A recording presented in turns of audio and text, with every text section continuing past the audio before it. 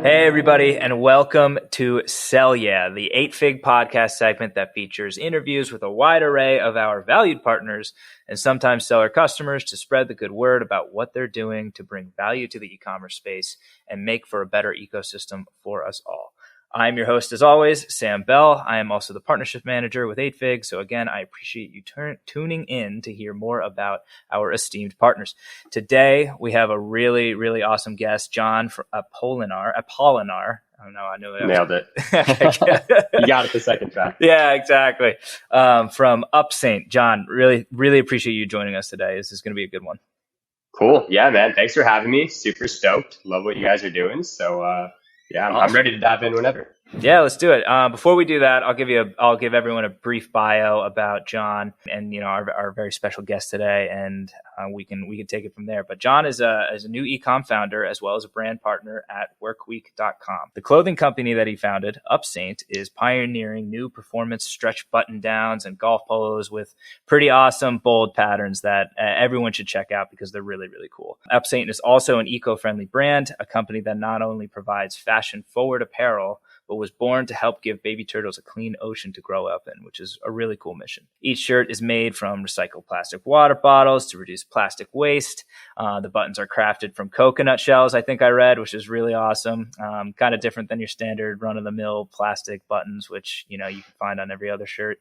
But yeah. It's just really awesome stuff, and I admire the brand. I love the designs. Lastly, before we really dig in, also what you like to do outside of work, when you're not running your e-com brand, you can also find John acting in television and film and traveling, as well as riding his motorcycle, which is a pretty awesome resume in terms of hobbies. So I'm excited. Yeah, of course, man. I'm excited to dig into those a little bit more as well. All right. So I think a good place I'd want to start is just digging into your background a little bit more. You have a pretty rich background when it comes to entrepreneurship, having been the co-founder for a couple brands, working on some interesting things. I'd love to dig into that more and kind of what led you down this path and what inspired you to be an entrepreneur. Yeah, I think, I've always kind of gravitated towards like that entrepreneurship path. I think as a kid, like one of the things I used to do is like side hustle Pokemon cards and cut lawns for like school clothes. So like I've always kind of led towards like that path of having like a business or just like a way to make money on my own. And UPSAINT kind of came about. It was random, but I was in New York City one year for Halloween, and I was kind of going for like this. Have you ever seen like Romeo and Juliet, but the Leonardo DiCaprio version? That dope like Japanese floral shirt he wears, like the navy blue one, and it has like all like the reds and yellows. I think I know what you're talking about. Yeah. Yeah. So I was looking for a shirt like that, and I just couldn't find it like anywhere in the marketplace at all. And I was like, there's a lot of like run-of-the-mill Hawaiian shirt button downs, but like no one's really leaning into like these Japanese like floral patterns, which I think just look dope. And yeah, that's kind of where it started. And I think like I conceptualized it. Maybe I think that was like 2018. Didn't really launch the brand until we had like a soft launch like 2020, but officially launched 2021, like right at the start. And yeah, that's kind of how it came about. I just wanted to have like these certain style of shirts, and then we kind of tied in like the eco-friendly stuff. I kind of founded it with a buddy I was working with at the time. We were doing sales in the cubicle for like marketing software for DTC companies. And yeah, I was like, hey, like I don't really know like operations at all. Like I'm not a spreadsheet guy, and he like that's his jam. So he's like love the idea, and he's like, all right, like I guess we'll figure it out. So that's what we did, and we tied in like the eco-friendly mission after. He's like a big hunter and like big conservationist himself. So he's like, hey, like maybe we can, have like that angle in the background, and we just explored a ton of different manufacturers and like really found a few that could really make like the shirts high quality, but was still eco-friendly fabric. And just kind of like piecemealed it together from there. That's awesome. No, it's a really cool story. And, I also love golf, so I gravitate naturally towards the shirts. Did that play a role into that as well? Are you guys both avid golfers, or is that just kind of the natural progression of where the brand went? My co-founder's a golfer, but I think it was just more so just like a natural progression. Like we saw, we launched with the button downs first, and Got it. we just noticed like everyone following us on Instagram and like everyone like leaving reviews. We were just like, I would just check their social media. And I was like, a lot of these people golf. Like, I wonder if that's like our target market. And yeah, it kind of just tends to be like you just figure stuff out. Like when you launch, like you think you have an idea of who your customers are. And then like once you really start digging in, you're like, oh, okay, maybe it's a little more like refined than I thought.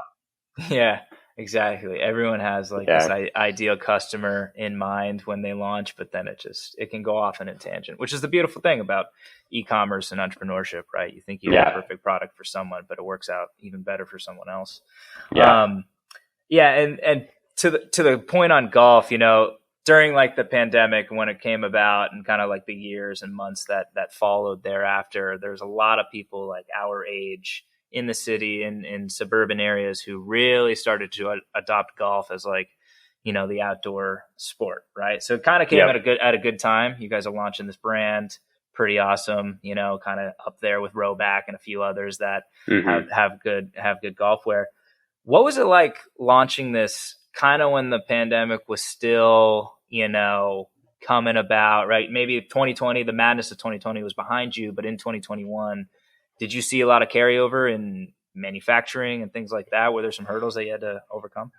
Oh yeah, yeah. It was still so our manufacturers are overseas, and like even though things like kind of calmed down in the U.S., like I noticed where our manufacturers were, like it was still pretty rough. So like I remember our first production order, like it was supposed to be done. Oh, I don't know, like 3 months before we actually got it, and they're like, "Hey, like we're having a huge COVID outbreak. We have to shut down the manufacturing site, and we don't know when we'll be back." And I'm just like, "Damn." All right. Well, I guess like we haven't launched yet officially, so it's not like a huge deal, but there were still definitely like those delays in getting up and running. Yeah. Yeah, because that's something that a lot of our sellers that we're connected with, had kind of harped upon, is that it was so unpredictable. And, part of what we're trying to do is help smooth that over a little bit. So Yeah. cool. Yeah. It's good to get like a firsthand account from somebody who's boots on the ground during that, trying to launch a clothing brand in the midst of all that madness. But you guys do Yeah. seem like you're doing extremely well, which is awesome. Yeah. It's growing. It's cool to just like the coolest thing, man, is just seeing people wear it like out in the wild, and I'm just like, damn, like I made that. That's awesome, man. That, Yeah. that, that must feel super fulfilling. Yeah. It feels great. Like it's probably one of the best feelings like ever. Absolutely. Yeah. Awesome. And I noticed you had like another role as a co-founder, right? Is this with leaderboard jobs or something along those lines as well? Is that still something that you're working on, or what was that all about? It seemed like an interesting little project as well. Yeah, yeah, I actually did that during COVID. I was just so bored, couldn't leave the house. Like there was nothing going on the weekends or really anything. So I did this like 100 days of no code journey. So like that's the time when no code was like really blowing up, just because probably everyone was bored just like me. Yeah. So I learned Webflow, which is like a website designer and like CMS system, and learned how to build on Webflow during COVID and built like this whole job board for like the video game industry. It still gets good organic traffic. I just, to be honest, I have not looked at it in like 8 months. Like I actually logged into my Mailchimp account, and like there's like 600 people that like signed up for the email, and I'm like, I have not sent one email. Hey, So yeah, that happens to me a lot too, man. I think of a good idea and I go really far into it, and then next thing I know, I'm on to the next one. So it yeah, seems like UpSaint is definitely eclipsing that in terms of your attention, which is awesome. Um, yeah, and back to that a little bit. I really like to dig into kind of when you're launching the brand, maybe outside of some of the manufacturing hurdles that you had in 2021, but also with like growing the brand. How are you guys approaching your marketing? What are some challenges that you face, trying to get more customers in the door and keep them buying your merchandise? yeah. I think there's two main challenges like we face, right? And I think one of them is like there's so many other brands in that boat, and it's just like finding ads that scale. So like our main channel is Meta. So like Facebook and Instagram ads is like our bread and butter. So finding or even making like creative that scales is tough. Like we'll get like some creative that does like well, and then it kind of just like fizzles out. So we'll like have to test more, and like it means to shoot again. And like constantly having like this influx of creative is tough, and it's pretty pricey to like have that for like a newer brand.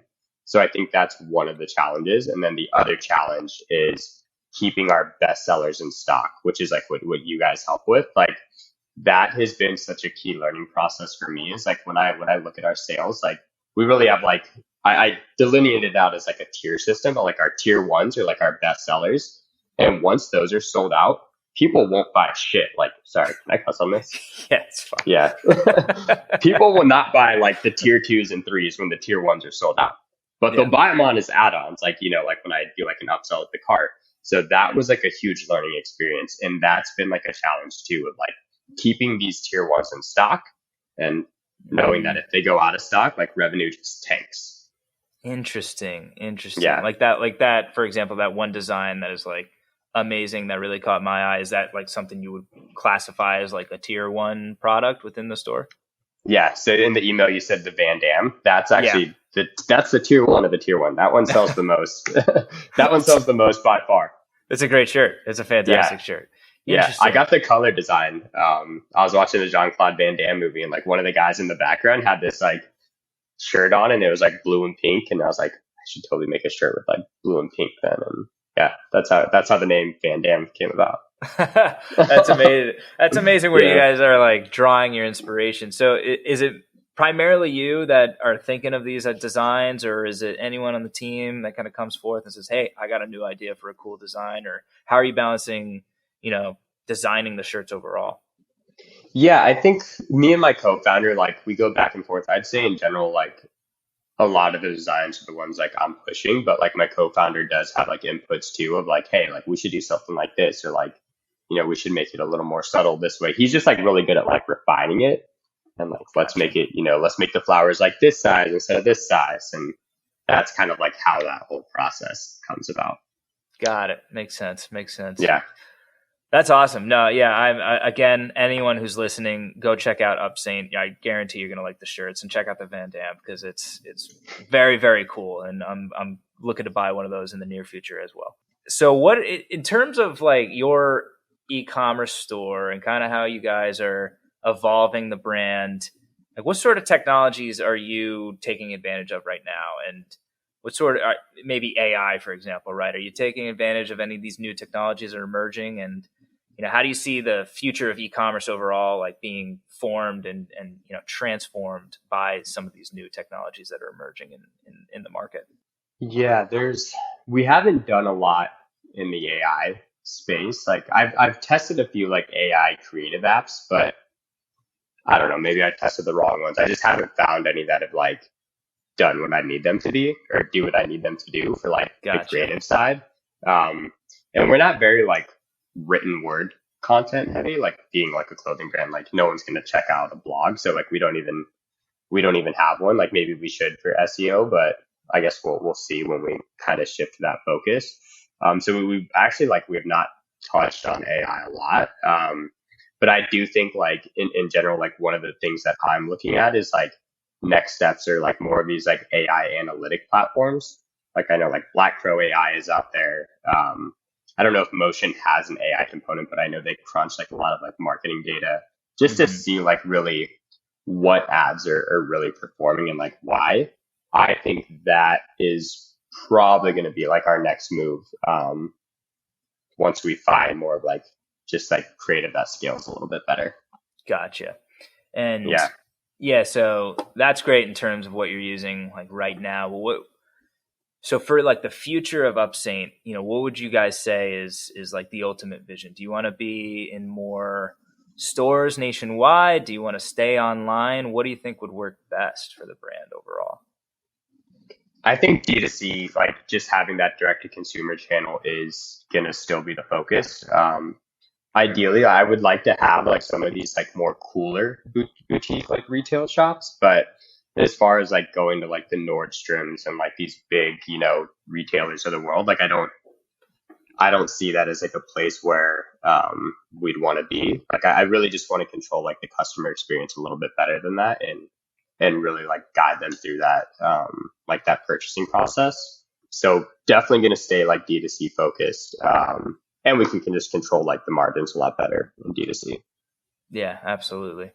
Yeah. That's awesome. The world needs more brands like UPSAINT to control a good customer experience as opposed to, getting in as many stores as possible. I can appreciate that for sure. Yeah. So if you were to, think about who's listening, maybe they're aspiring e-com founders, maybe they already have a store, they want a brand like UPSAINT, they want to grow, their presence online. Do you have like a few tips that really helped you when you were first starting out or starting to realize some of that growth that you think would be super valuable to some, aspiring entrepreneurs who might be listening? Yeah. I've been fortunate enough to just like network with like quite a bit of like other brand founders, and like they've shared really good tips that have helped. I think the first one is like just starting. Like, don't try to have the first product right off the bat. Like, get it to where you need it to be to sell and then launch. And then once you get like customer feedback, then reiterate on your product, make it better for the next run, and then get that next batch of customer feedback. So like, just start. You don't have to have the first the perfect product right away. Just take that first step. Like, that's the most important thing. And then from there, just make sure you're constantly reiterating on your product to make it better with each like buying cycle in our case that we have. So each time we buy like new inventory, we're always like adjusting something based on all the feedback we get. Absolutely. Yeah. So that's one of them. Like, the other one too is like, when I launched, I didn't really understand like how much of a focus like marketing would play. Like, I knew it was going to be like a big one, but like really marketing in terms of just like having content, having an inflow of content, and just constantly be testing content both in ads and on the site.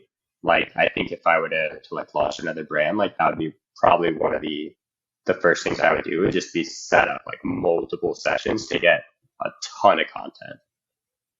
That's so true and has been true for quite some time, right? If you think about the great entrepreneurs of our, or great even just marketers of our generation, right? Gary Vee comes to mind, and as much content as you can post, the bigger presence you're going to get online.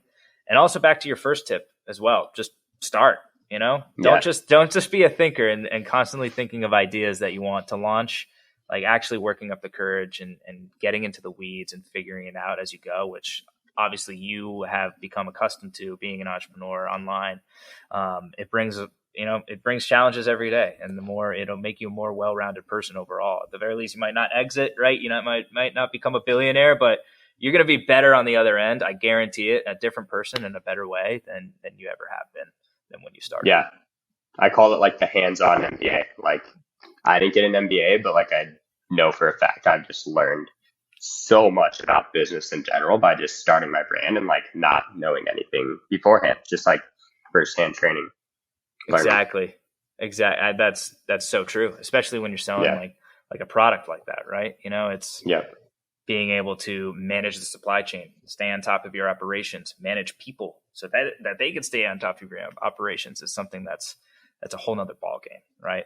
Yeah. How big is your guys' team, by the way? There's me and a co-founder, and then we have a CMO. That's really the crux of like the core team, but we do have like an ads guy like underneath the CMO, and then we have partners for like logistics and like shipping, and then that's really it. Like, we're pretty lean outside of that. We do pull in like some different like freelancers and stuff that are in our network when needed, but that's really it for like the core team. Awesome. Yeah, that's pretty great that you guys have been able to build this with, and stay that lean. I'm sure your potential investors will love that. Yeah. Right. We don't have $1 million in overhead yet. Exactly. Yeah. It's remains to be seen. We'll see how it goes. Awesome. What's if somebody wanted to get in touch with you, maybe they're in the audience and they wanted to pick your brain and learn more about UPSAINT and maybe cover a few things that we didn't get to today. What's a good way to get in touch with you? Twitter by far. I'm on Twitter more than any other platform, and in general, like the DTC community is on Twitter like so much. But my Twitter handle is it's John Apolinar, so ITSJOHN. A P as in Paul, OLINAR. Okay. Got it. Gotcha. I'll put that in the show notes as well. And just one final question. You mentioned you were acting in film and TV. Where can some of the listeners watch some of that? Where can they find you on TV? Biggest thing I've done is a Disney movie. So I played Wayne, which is like the high school cool kid in this Disney movie called Stargirl. It's from a novel. So if you ever, like, I remember reading it in middle school. But that's like the biggest thing. Outside of that, there's like a bunch of indie stuff and like commercials I've been into. That's awesome. That's awesome. Well, there you have it. John Apolinar, founder of UPSAINT, the man. He's also Wayne from Stargirl. He's just an all-around cool dude. I highly recommend you guys go check out UPSAINT, check out their store, check out the Van Dam because it's awesome. All the products are awesome, but check out that one because I really like that one. And go watch Stargirl and look for Wayne. And that's all pretty much all I have for everyone today, folks. John, thank you again so much for joining and sharing a little bit more about your story and kind of how you started and what motivated you to do that. It was really insightful. Again, this is Sell Yeah, the podcast segment ran by 8Fig, where we feature interviews with our valued partners and sellers to spread the good word about what they're doing to bring value to the e-commerce space and make for a better ecosystem for us all. If you'd like to learn more about the sorts of partners and sellers that we have on, we can introduce you to them. Or if you simply want to learn more about how 8Fig can fund your supply chain, please visit 8fig.co or reach out to me, Howdy at 8fig.co for more info. Thank you again. This has been Celia. John, it's been a pleasure having you on. I hope to do it again soon. Yeah, this was fun, man. Thank you so much. Of course. All right. Thank you, everyone. Bye-bye.